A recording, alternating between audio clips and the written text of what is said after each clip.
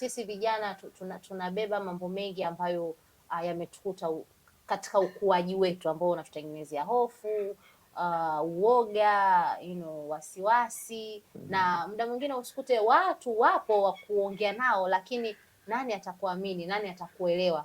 Na uliniambia ulikuwa unatamani kumwambia mtu, lakini nani atakuelewa? Yeah, una feel hivyo, unajiona uko alone. Ukitaka kumwambia mtu ngoja nitamwambia, so unaendelea kuumia mwenyewe, upati mtu wa kumwamini. Kwa hata katika maisha tuombe Mungu atupe marafiki wenye kusikia.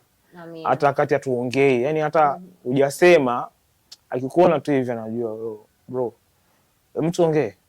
Yani anakupa hiyo room ya wewe kuongea, kwa sababu watu wengi siku hizi wako busy na mambo yao kiasi cha kwamba unajikuta uko alone na uwezi, na ukuta ndo njia pekee ya kukusaidia wewe ni kuongea. Ndio maana tunakuwa na matatizo mengi, visukari, afya za akili, vidonda vya tumbo vinakuja na stress. Unakuta una mtu wa kumwambia na huna wa kusikiza, na umwamini mtu at the same time. Sawa.